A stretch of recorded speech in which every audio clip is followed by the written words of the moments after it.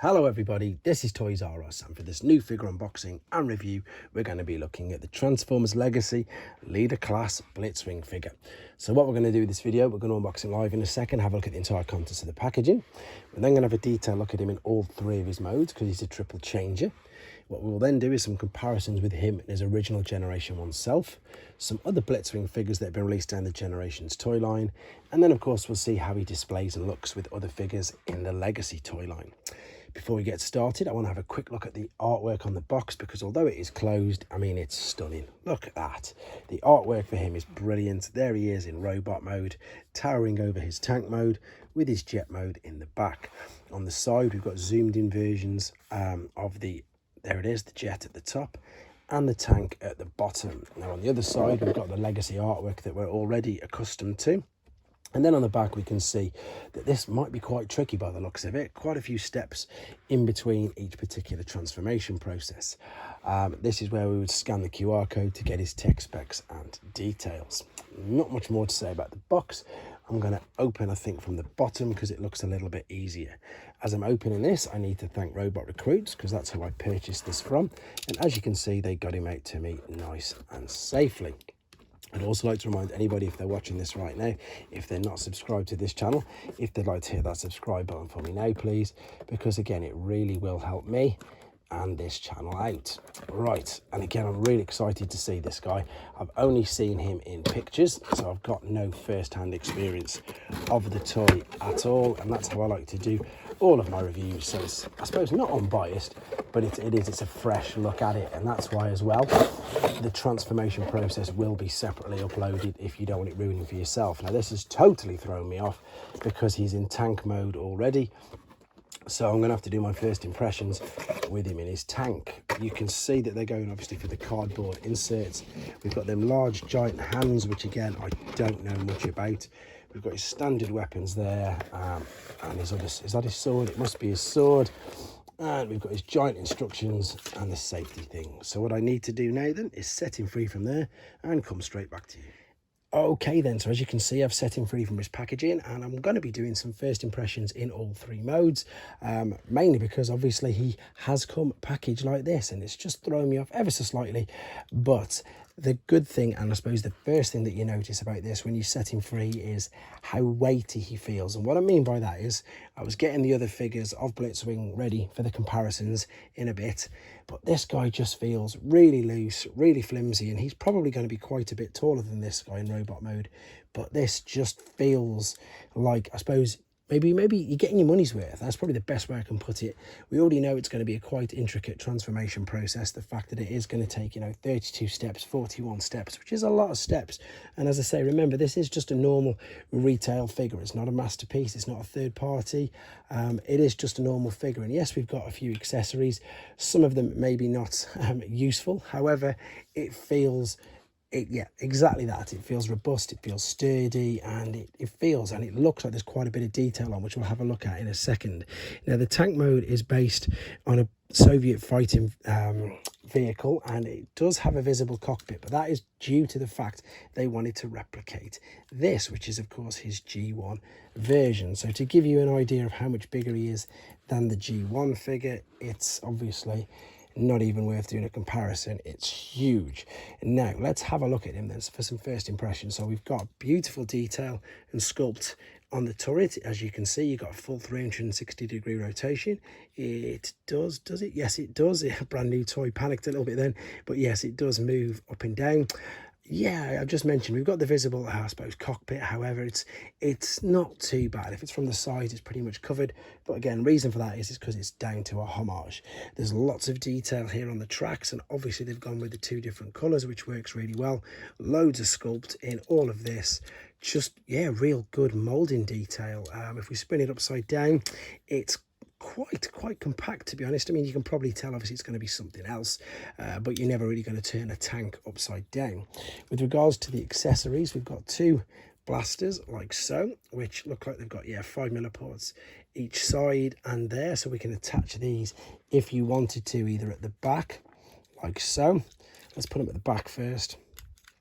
and they look all right. But I suppose, and I think I've just had a quick look in the instructions, it says to pop them on this bit. One thing to be aware of if you're doing that, it does just move this piece in ever so slightly, but it should pop straight back out. I've just noticed obviously how well the Decepticon logo looks there. It is reflecting off and it looks great. We've got these silver bits there, which I can think are going to be his chest in robot mode. Again, it's looking quite tricky. The sword, although we can't really use it in this mode, I've just obviously took it out. I want to show you, as with all of the new stuff, anything that's sort of sharp isn't, and of course it is flimsy, bendy plastic. Now these, and I think we're referring to them as Energon gauntlets, these are a little bit interesting. I don't know why they've put them in, whether there's a grand scheme or something that we don't know yet as to what they are and what they can be doing. I suppose at least the good thing is that they can be a little bit multifunctional. So what I mean by that is you've got a couple of uses for them in a few of the modes. So what we're going to do, we're going to line that tab up with this there. We can pop this in, oh, wrong side, there we go, like so. And I think you've got a couple of choices, to be honest, with this. So we've got one way where you can have them there, you can turn these around and you can pop them on the back like this and have them like, I suppose, blasters, as in speed boost blasters or whatever. It's, again, I'm just trying to make up things as to what to do with them. However, I think what you're supposed to do is take these, and then what we've got underneath, there's a tab there, there's a cutout on the top of there, and click these in like so. And then what we've got is a much more powered up tank. So again, let's just click this one in like so. You can hear it clicks in, no problem whatsoever. And again, I'm going to be honest, it's not really my thing. However, it doesn't look too bad. I don't think it looks as bad as yeah, what some of the pictures do, shall we say. Even with that on, you've still got full rotation. It doesn't in any way hinder anything whatsoever. I mean, if you wanted to as well, you could probably attach the sword some point in one of these, or even if you wanted to, you can pop it on the roof there just for safekeeping. However, these, as in the instructions, are shown like this, I suppose, as a way to power it up. Me personally, not too fussed about this because although it looks good, and I say I'm not too fussed, I'm only going to be displaying this in robot mode. As you can see, we can sort of see his head there, which isn't the greatest. Whether or not that should be turned around, I'm not too sure, but it's not super noticeable. Let's go from here then. We're going to go to jet mode next, because what I want to do is come back for the final time with him in his robot for some more comparisons, and that's the way I'm going to be displaying him. Just very quickly before we do go to jet mode, you can turn the head around, and yeah, you can still sort of tell it's there, but you can turn it around so at least you can't see the face. Just in case anybody was wondering, you can turn it around and you'll still see the yellow. Maybe they could have, I suppose, designed something there that would cover that up a little bit, but otherwise, again, tank mode, there we go, onto jet. Right then, we're back, and as you can see, he's in his alternate mode, which is a Soviet MiG-25 fighter jet mode. And quick apologies for no transformation process on this video. Couple of reasons. One is to keep the main length of the video down, especially with regarding to this. It does take a lot of steps, it is quite tricky, and it can be quite complex. However, I will be showing you it if you want to see it in a separate video, and that is for the other reason that, you know, with it being a new figure, lots of these have these special little transformations where everything's sort of hidden away and tucked about. So I don't really want to spoil it for people who don't want it spoiling, and if they want to experience that first transformation process for themselves, they can. But for now, let's have a look at it. Now this, I've heard everybody say, and I've seen loads of comments, that people think this is perhaps the worst or the weakest of the alternate modes, and to be honest, I don't think it's that bad. I mean, granted, there is an awful lot of, it's not even kibble, is it? It's just a load of, I suppose, tank bits underneath. But if you're holding it like that, it's not too bad. Yes, it looks far worse there, but then what I think they've tried to do, and I quite like the idea, is again, you've got these ports, you can take your guns and you can attach these like so. Yeah, let's have a go at attaching this underneath the wing, see how it goes. I've probably just disconnected that now by accident, just about. Let's pop this down there, and this makes it a little better, shall we say, because it's covering up some of the things, and it just takes away a bit of, I suppose it distracts a little bit from how much stuff is there. You can also, as well, if you wanted to, because there's an abundance of ports, you could put the sword there. You could put the sword on the underside of the turret, or under any one of these parts here as well. I think I've actually seen pictures. Yes, there you go. I have seen pictures. It's there on, indeed, the packaging of the sword. I presume it looks like it's going under there. So it is starting to take away some, well, distract you a little bit from all of this kibble underneath. However, the detail on here is brilliant. There's, as I say, there's two cockpits. There's a faux one. There's one underneath as well. So it's clever how they've done that.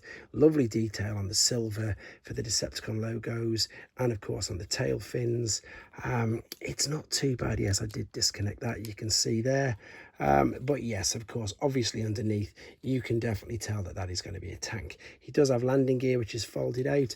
Only this time, to be honest, unlike the tank, it doesn't look like it's going to roll around, which I suppose you wouldn't expect it to, because it's a jet. Now, another way that they managed to distract things quite well is, funnily enough, with these. And now these are now going to turn into rocket boosters, shall we say. So you can take the normal boosters at the back, you can separate these, and you can fold it down. And as you can see, as we do this, this reveals two more 5mm ports. So what we can do now, we can get this and we can attach like so. And same on this side, attach like so. So that's pretty much covering up the barrel as well, if you've got it turned that way around.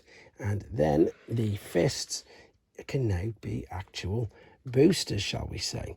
And you can attach them like so. Now there's actually another way you can do it, which I will show you in a second. Let's just put them flat like so, so you can cover up.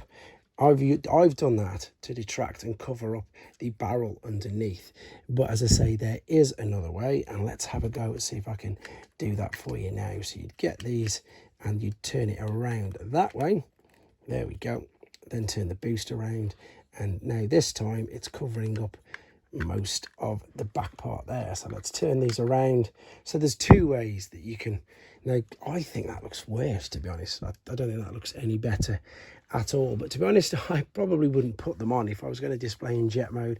As I've said, these I suppose are very much an acquired taste, and again, I'd love to have a full explanation. I've tried to do a bit of research, full enough, on this as to why we've got them, but I don't think we know. I hope there's a greater plan by Hasbro in the future. I don't know. I don't think there can be hands to a combiner, because you can't adjust these. I've heard people say maybe there can be hands towards a combiner, but because you can't adjust these, whereas with the combiner hand you could fold the thumb away, you can't really with these. But if we take everything off, I'm just going to put him back into bog standard jet mode, just so you can see it all with every single part disconnected from it. I think as well, to be honest, you can choose how you want this to go. You just got to lift it up, but when you turn it this way around, it doesn't fit very well back there. So I do in fact believe it's supposed to be put like there and clipped into that tabs there. But I don't think there's much more to say about this particular alternate mode. We're going to come back for the final time then with him in his robot mode. Oh, one more thing to do, of course. Here is the G1 version.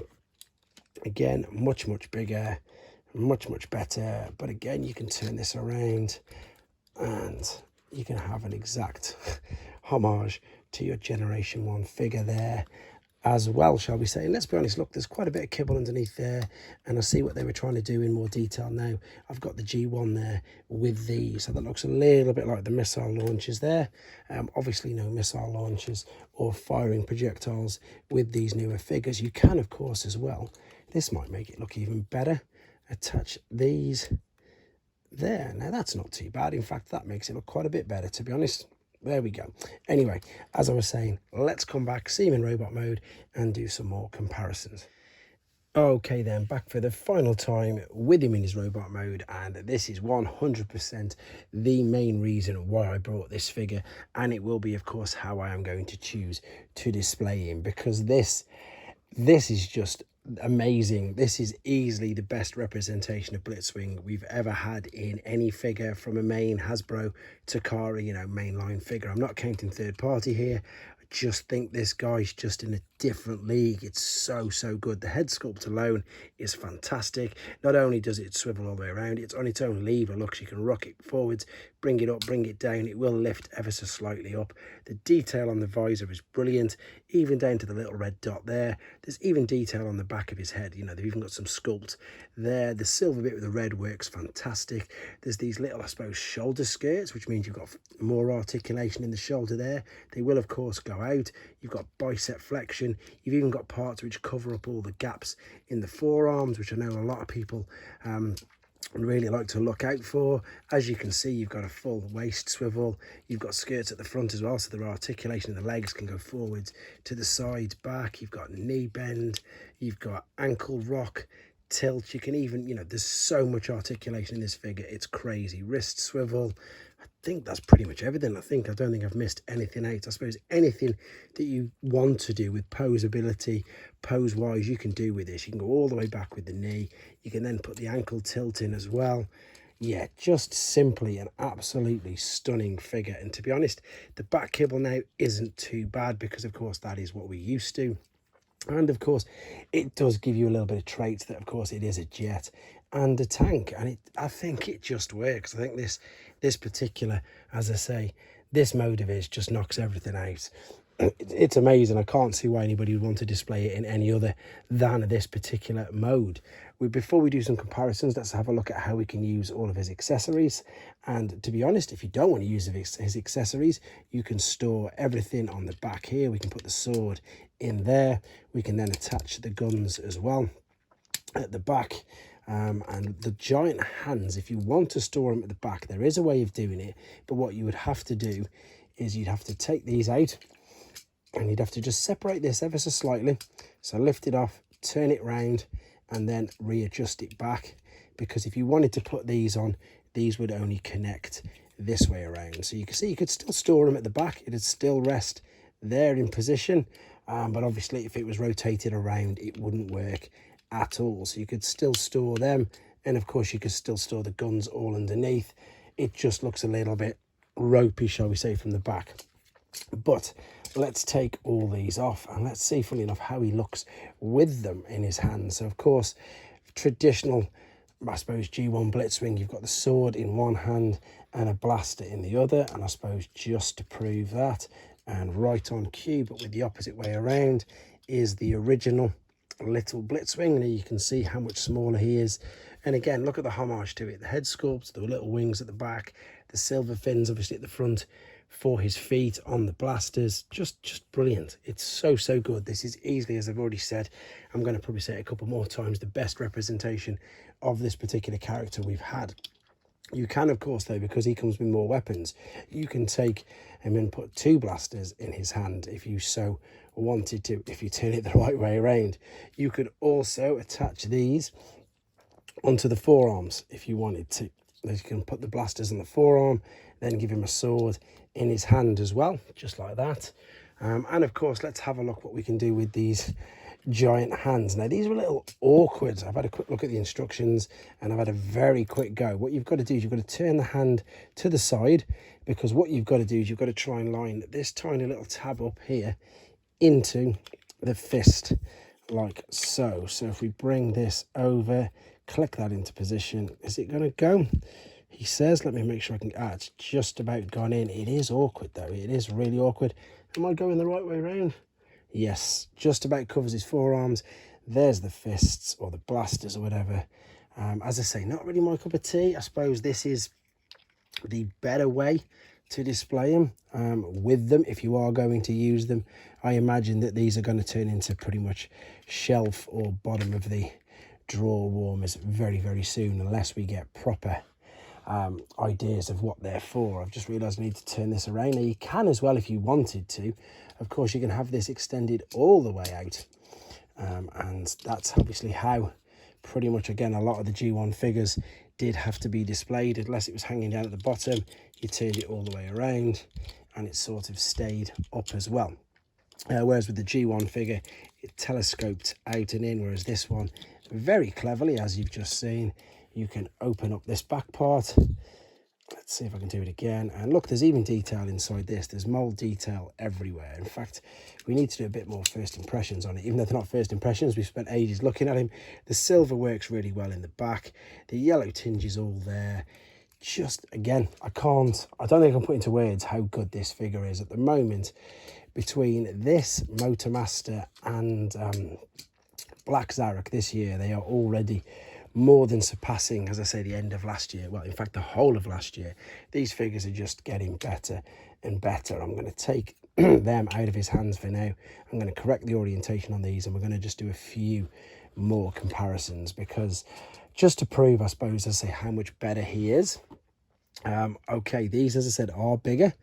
And remember, these were Voyagers, and this is classed as a leader class. But if you were to hold these in your hands, the weight difference it's incredible. And as I say, the detail difference, look how sort of bland and basic this looks, whereas all the little intricate details all over him. This one's got a bit more detail, but to be honest, the fact that, you know, his head transformed and all that sort of stuff, it just didn't, for me, it didn't really work. Maybe I'm being a little bit too harsh on it. I'm just making a bit more space so I can bring him back in to fit in that space there. As you can see, I think he looks and he works really, really well with them. I've just got a couple of other figures I want to show you, just to give you some other comparisons, just to give you some ideas. As I say, my opinion, this is the best Blitzwing out of all these. Even though these are taller, they are definitely not better. Though the only figures I've got at hand, funnily enough, is a leader class Galvatron, and he's not that much bigger, but he doesn't come with as many accessories as what this guy does. And then we've got one of the larger deluxe figures, unfortunately, just to show you there, which makes him look just a little bit bigger than a deluxe figure. However, if we were to get one of the smaller deluxe figures, you can see how much bigger he is compared to him. So I know that a lot of people will perhaps still argue on price point, but you are getting all of these. And as I say, you are getting more intricacy, more detailed transformations, and you're not going to have to go and spend any money, I don't think, on upgrade kits, especially gap fillers, because as I've already mentioned, they've even managed to find a way there to cover up the gap in the forearm, and the same at the back of the leg, even though this all does fold out, and they just find a way to cover it all up really well. So hopefully this will please pretty much everybody out there. I can't see why not, in all honesty. I don't think there's anything more to say about this figure. I think you can tell that I'm impressed by him. I'm going to wrap this up here. However, there's a couple of little outtakes at the end if you want to see them as well. Otherwise, I hope you enjoyed watching this. I hope it helped with your decision if you wanted to get one. And yeah, thanks Hasbro again, and Takara making an amazing figure. Thanks for watching, guys. Take care. Okay then, so we're back, and as you can see, he's in his MiG-25 jet alternate mode. Again, quick apologies for no transformation process on this camera. Okay, we're back, and as you can see, he's already transformed into his Soviet MiG-25 fighter jet mode. And again, quick apologies for no transformation process on this video. Couple of reasons. One is to keep the main length of this video down, especially as this is quite tricky. And B is not to spoil it for anybody else. You can't go one then B. Okay, as you can see, we're back. He's in his alternate mode, which is, of course, based on a Soviet MiG-25 fighter jet. And a quick apologies for no transformation process in this video. Couple of reasons. One is to keep the main length of the video down, especially as this is new, you know, quite tricky. And again, as we can see, takes lots of steps. No luck today.